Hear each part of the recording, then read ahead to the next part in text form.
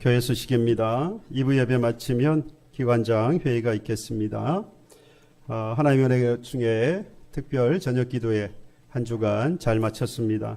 계속해서 나라 민족 교회와 가정 그리고 특별히 사랑하는 우리 환우들을 위해서 기도해 주시길 바랍니다. 성평등 가족부 반대 운동에 여러분들 함께 참여해 주시기를 바랍니다. 그리고 내일부터 8월 한 달 동안 새벽 기도회는 모이지 않겠습니다.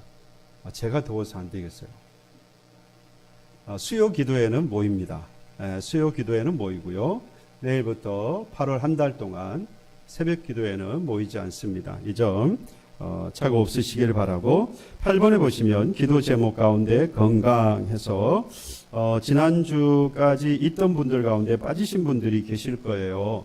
앞으로 이 건강 부분에는 현재 입원 중인 분, 그 다음에 현재 투병 중인 분, 그리고 거동을 하지 못하시는 분, 이런 분들을 기도의 제목으로 올려놓을 겁니다. 지금 빠져 계시는, 지난주까지 있었는데 이번 주 빠졌다, 그러면 건강하신 거예요. 우리 안나회 교우들을 위해서 당연히 기도하실 것이고, 여러 가지 어려움들을 갖고 계시는 교우들을 아마 여러분들 잘 아실 거예요. 그래서 기도하실 때마다 빠뜨리지 마시고 항상 기도하실 것이고, 이 부분은 앞으로도 계속해서 입원 중인 분, 현재 투병 중인 분, 그리고 거동하지 못하시는 분들, 이런 분들을 기도 제목으로 꼭 올려드리겠습니다.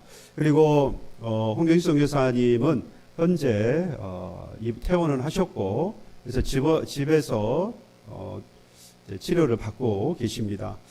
가능하면 8월 중순쯤에는 한국에 나와서 치료를 받고 싶다라고 하셨는데 어떻게 진행될지는 모르겠어요.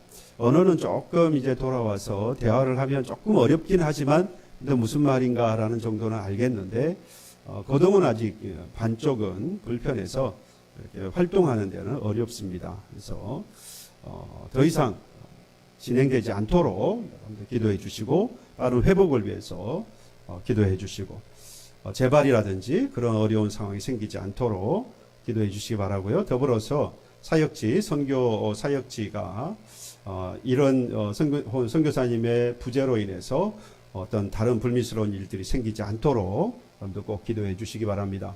우리 필리핀 심곡연합교회는 마크 목사가 아주 잘 지금 예배라든지 기타 교우들을 잘 지도하고 있습니다. 그래서 함께 여러분들 꼭 기도해 주시기를 바랍니다. 지난 한 주간 동안에 나라와 민족 그리고 우리 사랑하는 교우들과 교회 그리고 환우들을 위해서 우리가 함께 기도했습니다. 나라와 민족을 하나님 바로 세워주시고 그리고 교회를 부흥케 해주시고 나아가서 사랑하는 우리 가정들과 그리고 특별히 환우들 하나님께서 고쳐주시기를 그리고 회복하게 하시고 살려주시옵소서 우리가 함께 부르짖었습니다. 특별 새벽 기도. 그래서 새벽에 기도하게 되어지면 출근이라든지 또는 가정에 가서 빨리 아침을 준비하셔야 되는 부분들이 많아서 새벽 기도에, 특별 새벽 기도에는 마치면 가시기 바빠가지고 기도했는데 기도를 제대로 못 하시고 가셔요. 근데 특별 저녁 기도니까 저녁에는 또 시간이 좀 되시는 거예요. 그래서 깊이 있게 또 시간을 두고 편하게 또 기도할 수 있어서 저녁 기도회가 참 괜찮다. 우리 장로님께서는 수요 기도회를 금요 저녁 기도회로 하면 어떻겠냐 또 그런 건의도 하셨어요. 좋은 말씀인 것 같습니다. 앞으로도 계속해서 이렇게 기도할 수 있는 그런 시간들을 마련을 계속해서 하겠습니다. 항상 느꼈지만 이전에도 우리 교우들이 기도하는 데 있어서의 그 열정 그리고 기도의 깊이 느끼죠. 너무 잘 알고 있었지만 이번에 특별히 특별 저녁 기도회를 통해서 정말 우리 교우들은 기도의 용사다라고 하는 확신이 생겼습니다. 기도의 용사는 반드시 훈련하고 게을리지 않고 훈련을 계속해야 됩니다. 그렇지 않나요? 아무리 용사라도 훈련하지 않으면 이제는 용사가 될 수 없잖아요. 계속해서 훈련해야 됩니다. 바라기는 말씀드린 대로 앞으로도 마음껏 기도할 수 있는 그런 시간을 자주 마련하겠습니다. 그래서 여러분들 많은 참여를 부탁을 드립니다. 오늘 이렇게 저와 여러분들이 한 주간 뿐만 아니라 뭐 지금까지 여러분들 많은 기도 생활을 잘 해오셨는데 우리가 이렇게 기도하는 이유가 어디에 있느냐? 지난 우리 특별 저녁 기도회를 통해서 몇 가지를 제가 말씀을 드렸는데 그 가운데서 역시 첫 번째는 우리가 부족하기 때문이라는 거죠. 내가 다 해결할 수 있는 것도 물론 하나님의 도우심이 필요하고 그래서 우리가 기도하겠지만 현실적으로 내가 감당하지 못하는 부분들 내 능력 밖이라고 생각되어질 때 이걸 해결할 수 있는 능력은 하나님께 있으니까 이 모든 것을 행하실 수 있는 능력을 가지신 분은 하나님이시니까 그 하나님을 믿고 의지하여서 우리가 기도하는 거죠. 그래서 기도라고 하는 건 나의 연약함을 하나님 앞에 내어놓는 겁니다. 나는 부족합니다. 나는 할 수 없습니다. 그러니 하나님 도와주십시오. 하나님은 하실 수 있는 분이니까요. 그게 기도죠. 그리고 또 하나의 기도는 기적이라고 그랬습니다. 기적이라고 말씀을 드린 이유는 우리가 할 수 없는 것들을 하나님이 하시는 것들을 우리가 보잖아요. 그러니까 내가 못하는 거 하나님이 하시니까 그 기도는 곧 기적이라고 할 수 있습니다. 그 기적은 끊임없이 우리 가운데 나타납니다. 우리가 그것을 알든지 모르든지 그러한 기적들이 모두 계속해서 일어나고 있습니다. 그래서 우리가 사랑하는 교회와 그리고 우리 교인들, 어려움 가운데 있는 교인들, 그리고 나아가서 우리 환우들, 여러분 그들을 위해서 기도해야 하는 이유가 뭐라고 그랬습니까? 교회든 우리 교우든 남이 아니라 그랬잖아요. 예수 그리스도 안에서 우리는 모두가 다 한 가족 믿으십니까? 옆에 분이 가족이라니까요. 남이 아니에요. 남이라고 생각하니까 기도 안 해요. 남이라고 생각하니까 대충 넘어가는 거예요. 근데 내 자식이고 내 아들이고 내 딸이고 내 어머니고 내 아버지면 어떻게 그렇게 넘어가겠어요? 그 아픔이 내 아픔이고 그 즐거움이 내 즐거움이잖아요. 그러니 열정적으로 기도할 수밖에 없고 사랑하는 그 마음, 하나님께서 사랑하셨던 그 마음이 예수를 통해서 나에게 주셨고 그 내 마음이 나의 교우들, 내 가족이니까 내 어머니고 내 아버지고 그리고 내 딸이고 내 아들이니까 기도할 수밖에 없죠. 사랑의 마음으로 열정적으로 간절하게 기도할 수밖에 없을 겁니다. 계속해서 우리 교우들과 우리 특별히 교회를 위해서 어려운 환우들을 위해서 또 여러 가지 어려움 가운데 사랑하는 교우들 내 가족이라는 그 믿음 가지고 사랑으로 계속해서 기도할 수 있는 그런 저와 여러분 되기를 간절히 소망합니다. 그런데 한 주간 제가 기도하면서 마음 한켠에 채워지지 않는 게 있었어요.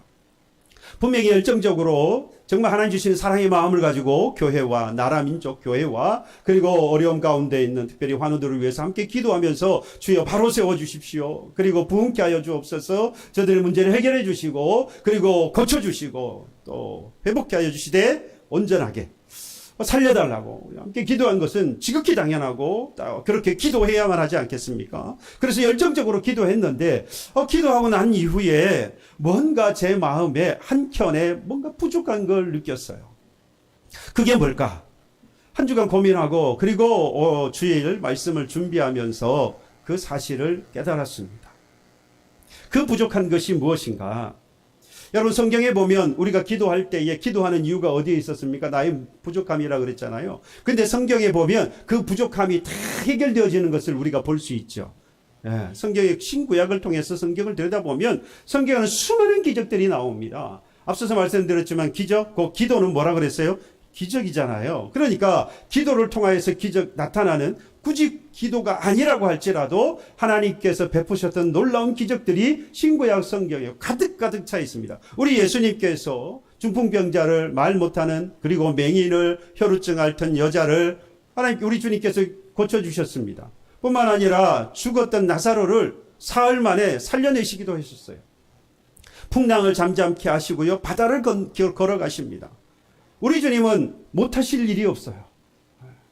뿐만 아니라 오병이어를 통하여서 5,000명의 사람이 먹고 남는 역사를 일으키시기도 합니다.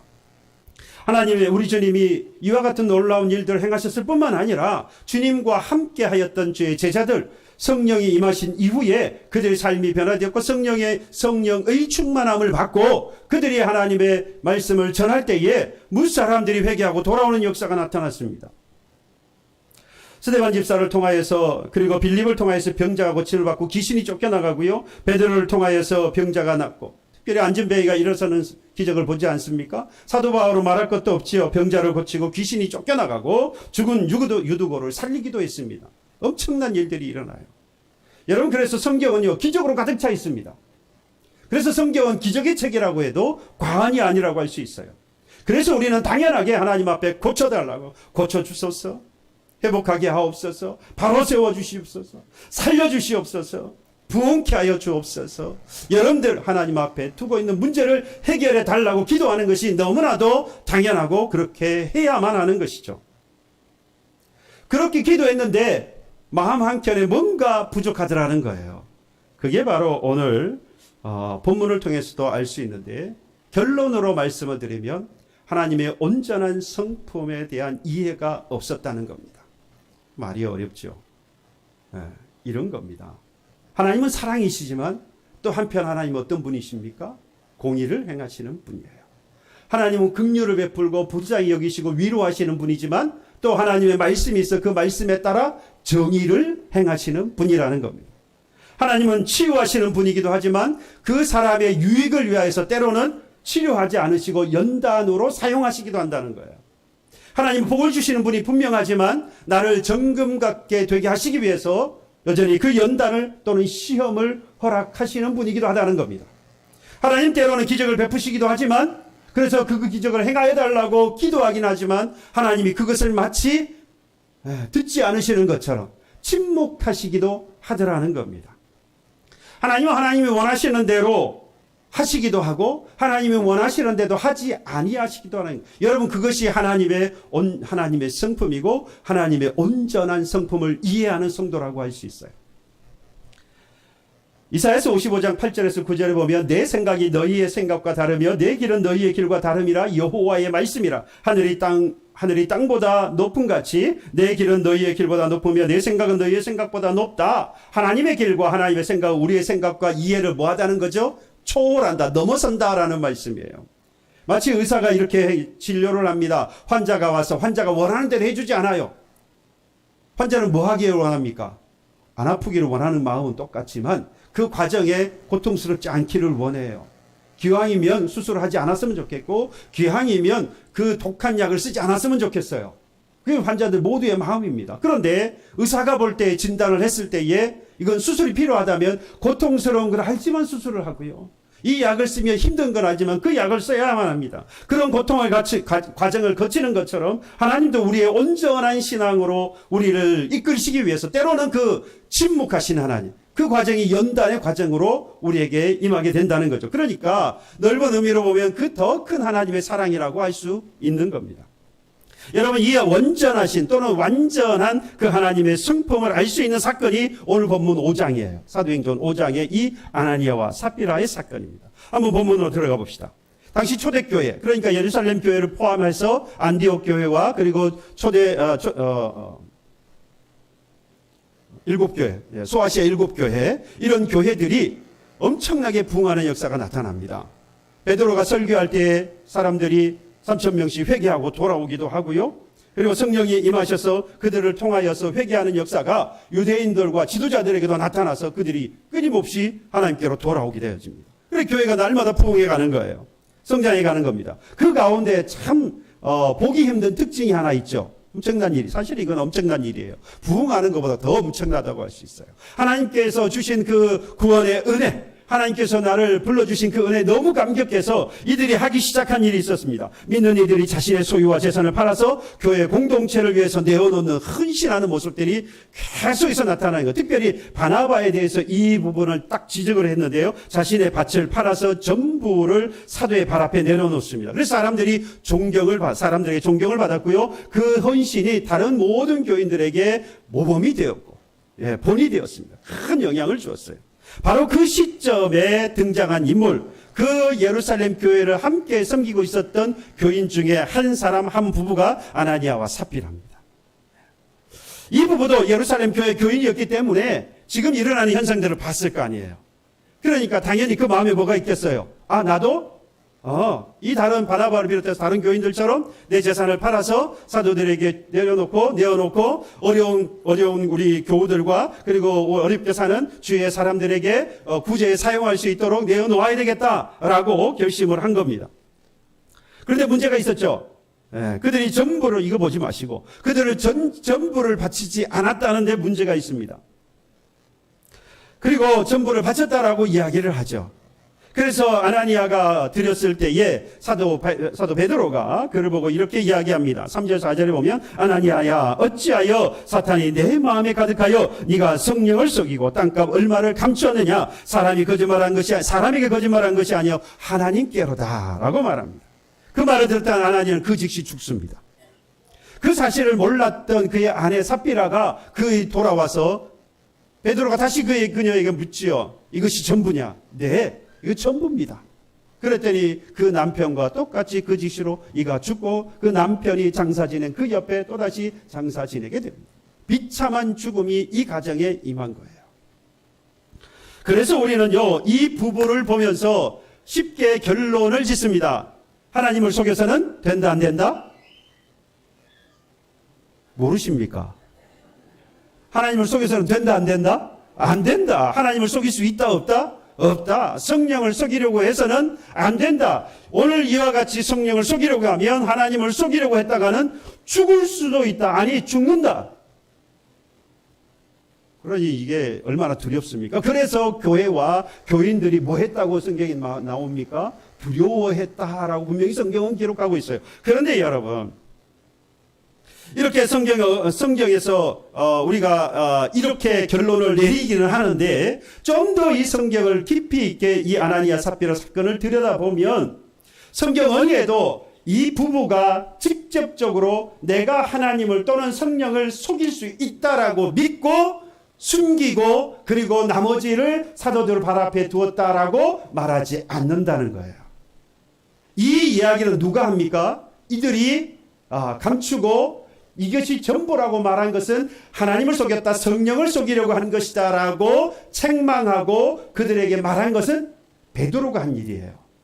그러니까 베드로가 그들이 하는 행동을 보고 그들의 결론은 너희들이 한 것이 그저 사람에게 한 것이 아니라 하나님께 한 것이고 너희들이 하나님을 속이려고 한 것이지 사람을 속이려고 한 게 사람을 속이려고 한 것이다.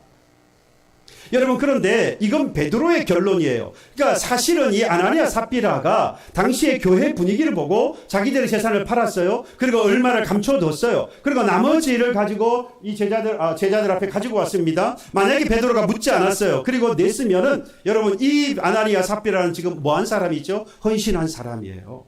칭찬을 받을 만한 일을 한 사람입니다. 전체 교회 무조건 다 팔아가지고 다 줘야 되는 건 아니잖아요. 그렇지 않습니까? 팔았으면 그 중에 얼마는 나를 위해 쓰고 얼마는 드리면 돼요. 그래도 상관없고요. 다 드려도 되고요. 덜 드려도 되고 아무런 문제가 되지 않습니다. 그러면 이 부부가 정말로 죽을 수밖에 없었던 근본적인 문제가 뭘까?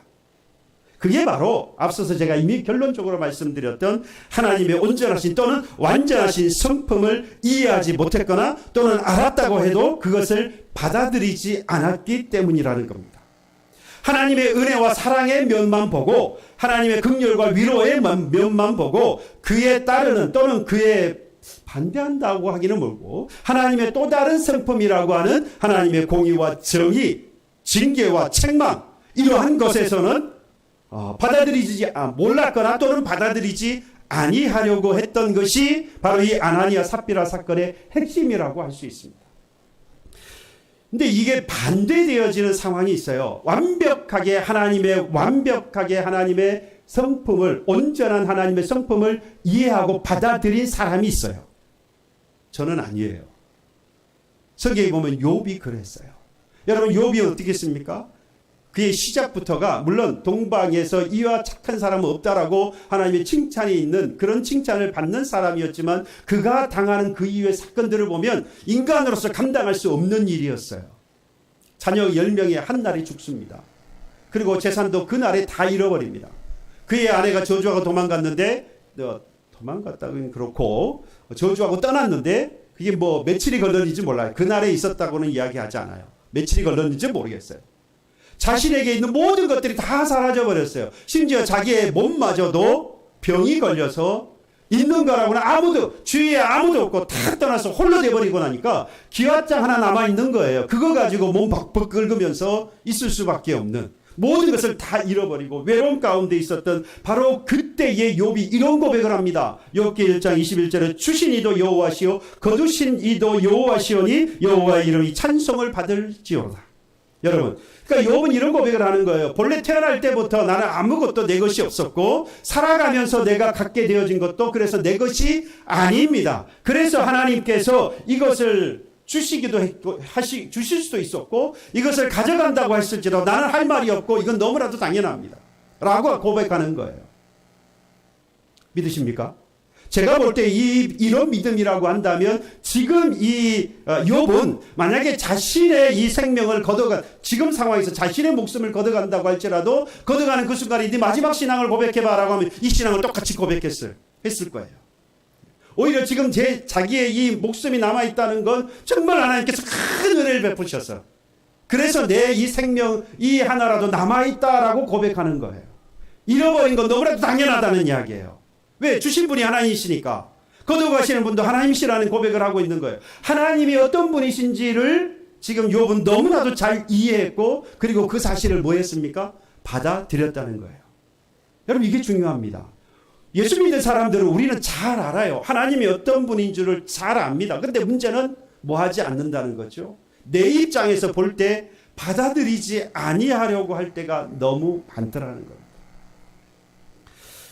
욥은 모든 것이 하나님이 주인이시기 때문에 하나님이 주시기도 하고 가져가시는 분도 하나님이시다. 그러니까 내가 다 잃어버려도 내가 잃어버린 게 아니에요. 그러다 보니까 오늘 1장에 보면 마지막에 가서 보면 하나님을 원망하지도 아니하였고 범죄하지 아니하였다라고 말합니다.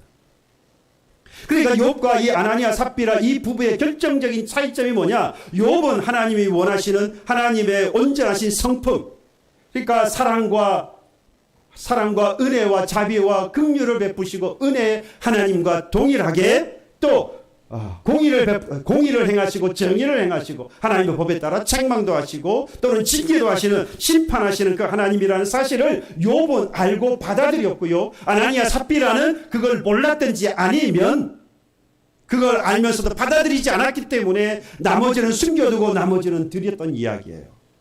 하나님을 속이려고 한 게 아니에요. 처음부터 나는 이거 숨겨놓으면 하나님 모르실 거야. 여러분 그러겠어요? 여러분 같으면 그래요 지금? 아나니아 삽비를 그 정도로 보고 계시는 거예요? 아니에요. 지금 이 정도 드릴 정도면요. 이 사람들도 대단한 신앙을 갖고 있는 사람이에요. 그런데 문제는 뭡니까? 하나님이 모르실 거야 라고 감춰둔 게 아니고 하나님의 성품을 잘 이해하지 못했거나 제가 보기에 이해하지 못한 것보다는 받아들이지 못했다고 봐요. 신앙의 온전한 신앙은요 받아들이는 데까지 가야 하거든요. 그런데 아는 대로 그쳤거나 아니면 알지 못한 거예요. 그러다 보니까 하나님 앞에 드릴 때에 다 드리지 못하고 결국에는 이것이 죄가 되었고 하나님은 이것에 대한 징계로 그를 죽게 하셨다는 겁니다. 그의 생명을 거두가신 거예요. 하나님 은혜와 사랑인 반면에 또한 거룩과 공의를 행하시는 하나님, 이걸 알지 못하고 하나님의 이 사랑과 그리고 하나님의 은혜, 자비와 그리고 위로하시는 하나님만 바라보다가 결국 그 하나님을 두려워하지 않았고 결국에는 이걸 감추다가 결국에 아나니아 삽비라는 죽었다는 이야기예요. 여러분도 이런 경험이 있지 않습니까? 열심히 기도했는데 오히려 삶의 문제가 더 덮치는 거예요. 심각해지는 거예요. 교회를 열심히 잘 섬겼는데 이전보다 더 열정적으로 교회를 섬기는데 오히려 오해를 사고 또 상처를 받는 일들. 저 대명교회 있을 때 그랬어요. 심국천 교회 와서 다행인 건 아직 그런 건 없는 것 같아요. 저 대명교회 있을 때 진짜로요. 왜 그렇게 부교육자로서 열심히 여러분들 중에 있을 수 있어요. 저를 더 힘들게. 저는 분명히 열심으로 주의 종이라고 하는 그 사명을 가지고 최선을 다해서 하려고 하고 기도하고 섬기려고 하는데 자꾸만 오해가 생겨요. 더 어려운 일들이 자꾸 생기는 거예요. 하나님 이럴 수가 있습니까? 왜 하나님 이러시는 거예요? 내가 도대체 뭘 얼마나 잘못했다고 왜 하나님 이러시는 겁니까? 그러다 보면 여러분들 쉽게 어디로 갑니까? 방향이 어디로 가죠 이제? 하나님을 원망하고 그런 사람을 향해서 뭐합니까? 자꾸만 원망하고 그 사람을 시기하거나 그 사람과 다투게 되어죠. 처음부터 다투려고 달려드는 사람이 어디 있어요? 여기 계시는 분들 가운데 처음부터 저 사람하고 내가 싸울 거야. 덤벼드는 사람 없어요. 그런데 이 신앙이 바로 세워지지 않으면 자꾸만 그 신앙의 방향이 어디로 가요? 결국에는 하나님을 원망하고요, 사람을 원망하고 다투게 돼요. 왜 그 일이 진행되어지는 것을 이해하지 못하니까 내가 기도하고 섬기는데, 내가 교회를 위하여서 열심히 봉사하고 헌신하고 있는데 왜 이런 문제들이 해결되지 않고 자꾸만 더한 문제들이 쌓이느냐 이 말이에요. 다 너 때문이라는 거예요. 이건 다 너 때문이지. 이건 하나님 때문이에요. 하나님에 대한 성품, 하나님이 어떠한 분이신지를 온전히 이해하지 못했거나 아니면 알면서도 받아들이지 못하면 결국 이런 신앙으로 가서 내 가정이 또는 내가 섬기는 교회가 여러분이 있는 그곳이 여러분들로 인하여서 무너질 수 있다는 거예요.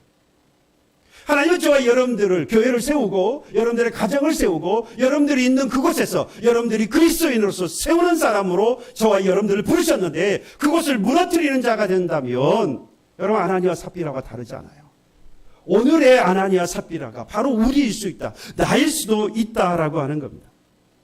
정말 한 주간 열심히 여러분들 고쳐달라고, 살려달라고, 세워달라고, 바로 세워주시고, 그리고 부흥케 해달라고, 나의 가정의 문제를 해결해달라고 여러분들 간절히 기도했는데요. 여러분 거기에서 끝나버려요. 이건 반쪽 신앙이에요. 왜? 그것이 안 되었을 때 나도 모르는 사이에 누구를 향하여서, 하나님을 향하여서 또는 다른 누군가를 향하여서 우리는 원망하거나 그를 질투하거나 그와 싸우게 되어져 있어요.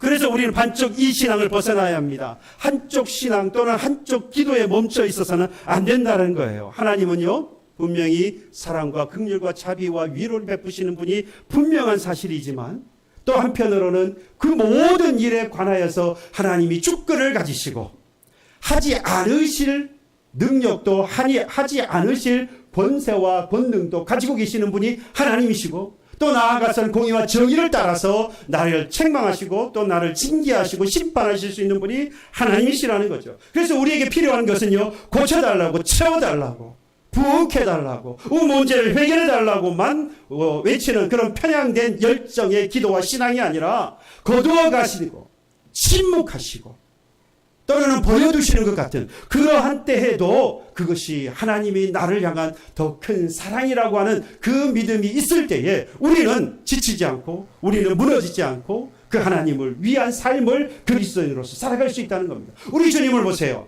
십자가에 지시기 이전에 겟세마네 동산에서 땀이 핏방울이 되도록 하나님 앞에 간절히 기도했습니다. 얼마나 그 십자가의 고난이 고통스러운 것이면 하나님 앞에 이 잔을 내게서 지나가게 하옵소서. 그런데 하나님은요 묵묵부답이잖아요.